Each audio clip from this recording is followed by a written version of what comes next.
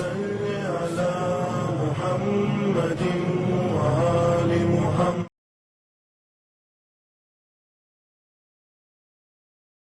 السلام علیکم ورحمۃ اللہ وبرکاتہ. پروردگار عالم سے دعا ہے کہ جہاں بھی رہیں خوش رہیں، آباد رہیں، شاد رہیں.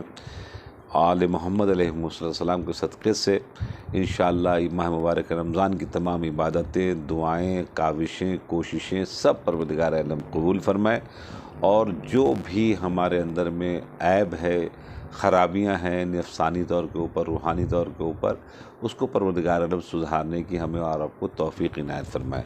آئے ہم آپ کی خدمت میں چلتے ہیں ان سوروں کے طرف جس میں پروردگار عالم نے ارشاد فرمایا کہ من قرأ سورہ مریم لم یمت حتی یصیب ما یغنی فی نفسہ ومالہ وولدہ وکان فی الآخرۃ من اصحاب عیسی ابن مریم علیہ السلام واوتی من الآخرۃ مثل ملک سلیمان ابن داؤد علیہ السلام.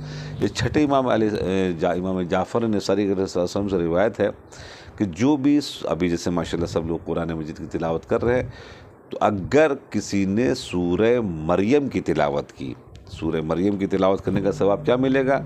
تو امام نے فرمایا کہ سورہ مریم کی تلاوت کرنے کا ثواب یہ ملے گا لم یمت حتی یصیب ما یغنی، وہ یہاں دنیا سے نہیں جائے گا اگر اس نے اس نیت کے ساتھ سورہ مریم کی تلاوت کر لیا، جب تک وہ مستغنی نہ ہو جائے، یعنی محتاجی نہ ہوگی کسی کی، چاہے اس کے لیے مال کے اعتبار سے ہو یا اس کو بھی نہیں اور اس کے اولاد کو بھی نہیں.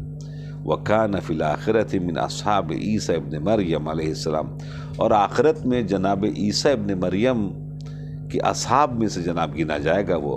وَأُعْتِيَ مِنَ الْآخِرِ فِي الْآخِرَةِ مِثْلَ مُلْكِ سلیمان ابن داؤد علیہ السلام. جناب سلیمان کی حکومت دنیا میں جتنی بڑی تھی، اب تصور کریں کتنی بڑی دنیا میں حکومت تھی جناب سلیمان کی، کہ اتنی بڑی حکومت کا ثواب، اتنی بڑی حکومت کا سلسلہ آخرت میں اس کو دیا جائے گا. اب ذرا سوچیں کتنا بڑا مالدار وہ شخص ہو جائے گا جس نے جناب مریم سورہ مریم کی تلاوت جناب اس دنیا میں کر لی.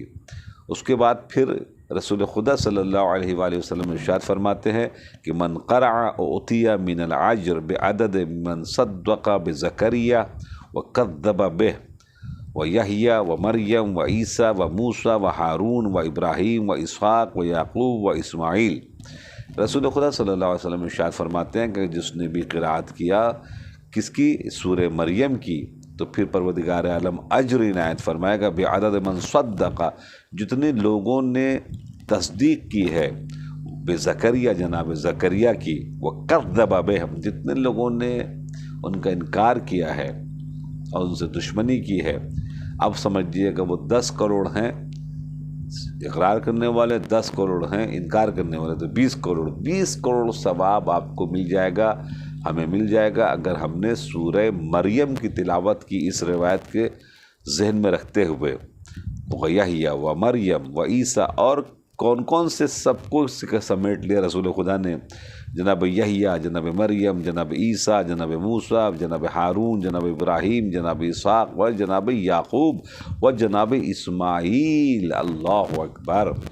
یہ تمام انبیاء جن کا نام لیا ہے، ان کی جتنی تصدیق کرنے والے ہیں، جتنے انکار کرنے والے ہیں، سب کے برابر پر سخی ہے. وہ صرف بہانے سے جناب ہمیں اور آپ کو دینا چاہتا ہے، اور جو بھی عقل مند ہوگا اور اس نعمت سے سرفراز ہونا چاہے گا کہ الحمدللہ سرفراز ہو سکتا ہے اگر وہ چاہے تو. یہ بہترین موقع ہوتا ہے ماہ مبارک رمضان میں، اور الحمدللہ اس ماہ مبارک رمضان میں ایک بہترین موقع یہ ہوا کہ ان سوروں کے پڑھنے کا ثواب کیا کیا ہے وہ الحمدللہ مومن و مومنات تک یہ خبر پہنچانے کا یہ افتخار ناچیز کو جناب والا ملا. اب دعائے کمیل کے سلسلے سے ہماری گفتگو ساتھ میں چل رہی ہے، چونکہ جیسے میں نے کہا کہ خلاصتاً جناب والا بیان کریں تاکہ آپ بھی نہ تھکیں ہم بھی نہ تھکیں. اللہم انی اتقرب الیک بذکرک، اے پروردگار عالم ہم تیری یاد کے ذریعے تجھ سے قریب ہونا چاہتے ہیں، تیرے ذریعے سے، تیرے ذکر سے اے پروردگار عالم اس کائنات میں جو تو نے نعمتیں عنایت کر کے رکھی ہیں، ان کے ذریعے سے وابتغوا الیہ الوسیلہ، تو نے خود کہا ہے قرآن مجید میں مجھ سے قریب ہونے کے لیے ضروری ہے تم وسیلے کا اختیار کرنا۔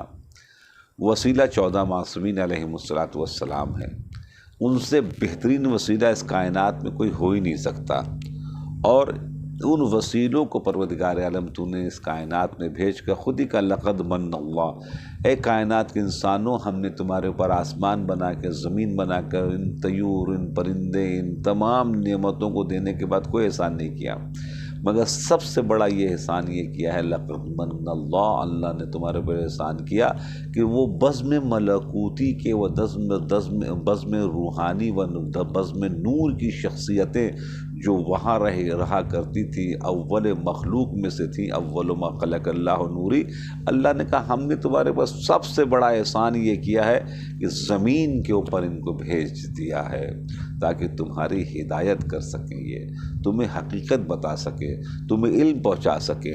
اب اتنی بڑی نعمتیں پروردگار عالم نے دی ہیں، ان کے ذریعے سے قریب جا سکتے ہیں۔ اگر یہ نہیں بتاتے کہ رکوع کیسے ہوتا، بتائیے کیا قرآن بتاتا؟ قرآن نے کہا صرف ورکعوا، رکوع کرو۔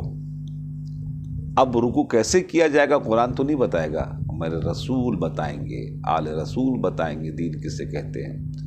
وَاسْجُدُوا، سجدہ کرو، قرآن نے کبھی سجدہ کر کے نہیں بتایا سجدہ کیسے ہوگا، یہ سجدہ محمد والے محمد علیہ السلام بتائیں گے۔ کیسے اللہ سے قرب اختیار کیا جائے گا، ان دعاؤں میں جو ذکر ہوا ہے، ان دعاؤں کے ذریعے سے پروردگار عالم تک پہنچا جا سکتا ہے۔ یہ وہ ہستیاں ہیں کہ جو مخلوق اور خالق کے درمیان میں، یہ 14 ایسی شخصیتیں ہیں کہ پروردگار عالم نے کہا کہ ان 14 شخصیتوں کے ساتھ آؤ گے تم سے قرب حاصل ہو جائے گا۔ ان 14 شخصیتوں سے اگر دور رہ کے کوشش کرو گے حاصل کرنا تو پھر ہمارے قریب نہیں پہنچ سکتے۔ آج کربلا کے میدان میں جو بھی کچھ ہوا ہے، ہر لمحے میں امام حسین علیہ السلام اللہ کو یاد کر رہے تھے، اللہ کو یاد کر رہے تھے۔ ہم چھوٹی سی مصیبت کے ساتھ، اپنے آپ کی پریشانیوں کے ساتھ اللہ کو بھلا دیتے ہیں، مگر امام حسین علیہ السلام نے، مولا کائنات نے، جناب فاطمہ زہرا نے بڑی بڑی مصیبتوں کے سامنے بھی کبھی بھی اللہ کا شکوہ نہیں کیا۔ تو شکوہ نہ کرنا اور شکر کرتے ہوئے آگے بڑھ جانا، رضم بقضائہ و تسلیما لامرہ، یہ الفاظ بار بار امام حسین کے زبان مبارک سے نکل رہا تھا۔ علی اصغر کی شہادت کے بعد رضم بقضائہ و تسلیما لامرہ، اے پروردگار تیری ہم ہر رضا کے اوپر راضی ہیں، تیری قضا کے اوپر راضی ہیں۔ علی اکبر کے سینے سے برچھی نکالنا کوئی آسان کام نہیں ہے دوستوں، اتنے خوبصورت تھے کہ بڑے منت کے بعد تو پیدا ہوئے تھے۔ مدینے کی عورتیں بنی ہاشم محلے میں جو وہ نکلتے بھیڑ لگ جاتی تھی جناب علی اکبر کو صرف دیکھنے کے لیے۔ اتنی خوبصورت جوان کے سینے سے برچھی نکالنا یہ آسان کام نہیں ہے، اور اس کے بعد پھر یہ کہنا ہے رضم بقضائہ و تسلیما لامرہ۔ جناب عباس کا کٹا ہوا بازو اپنے آغوش میں اٹھانا یہ آسان کام نہیں ہوتا ہے دوستوں۔ جناب زینب سلام اللہ علیہا کی بے پردگی کا معاملہ سامنے آنا، اس کو قبول کر لینا یہ آسان نہیں ہوتا۔ رضم بقضائہ و تسلیما لامرہ، یہ تمام چیزیں وہ ہیں کہ جس کے ذریعے سے اللہ کے نزدیک ہونے کے لیے وہ ہستیاں ہیں جن کو اگر ہم نے قریب اگر ہوں اپنے آپ کر لیا تو ہم خود بخود اللہ سے قریب ہو جائیں گے۔ ورنہ ہمیں کیا دعا مانگنے کا طریقہ تھا، میرے اہل بیت علیہ السلام، میرے رسول علیہ رسول نے سکھایا، ہمیں کیا معلوم تھا کہ قرب الہی کس کو کہتے ہیں، کیسے حاصل ہو سکتا ہے۔ یہ بڑی بڑی قربانیوں کو دے کر بتایا کہ دیکھو قرب الہی ایسے حاصل کیا جا سکتا ہے۔ تو انشاءاللہ اس ماہ مبارک رمضان میں اللہ کی قرب حاصل کرنے کے لیے اللہم انی اتقرب الیک بذکرک، اے اللہ تیرے ذکر کے ذریعے سے ہم تیرے قریب آنا چاہتے ہیں۔ کبھی ذکر الحمدللہ ہے، کبھی ذکر شکر للہ ہے، لئن شکرتم لازیدنکم، اگر تم نے میرا شکر ادا کیا تو ہم ضرور ضرور بس ضرور اپنی نعمتوں میں اضافہ کر دیں گے۔